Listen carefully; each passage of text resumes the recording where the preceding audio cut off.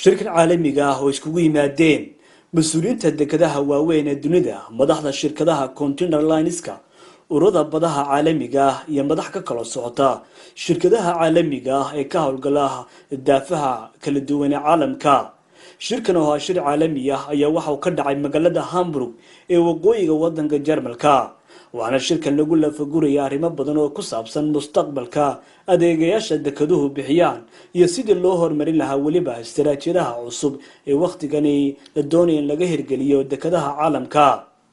waa shirkaasi ka soo qayb galay dhinaca Somaliland Injineer Saciid Xasan Cabdilaahi, maareeyaha guud ee dekeda magaalada Berbera, oo isagoo halkaasi ka hadlay ayaa waxa uu ka waramay ahmiyadda uu shirkan u leeyahay Somaliland.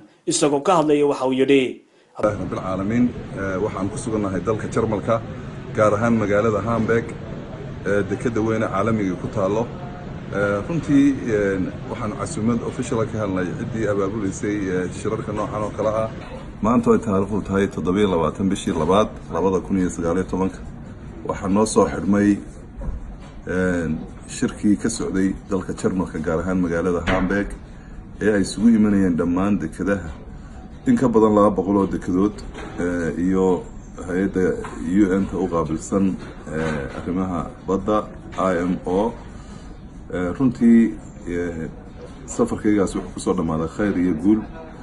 waxa aan u sameynay annaguna u meel raadinaynay in dekeda Berbera ay noqoto dekedaha caalamka mid la mid ah. alxamdulillah maanta saaxadii waynu ku jirnaa, meel fiican bay maraysaa. إن شاء الله مركا دسمه إنه دمادنا container terminal كلا إنه سمينا معامل فربضن أي أدو حسين سا وحكم إذا هام بيجنا نشوفنا إن counter bar أو نقولنا أنتوا وابا كم إذا دت كان وضع هذا لي يدنا بلشيم كبارسلونا كتالا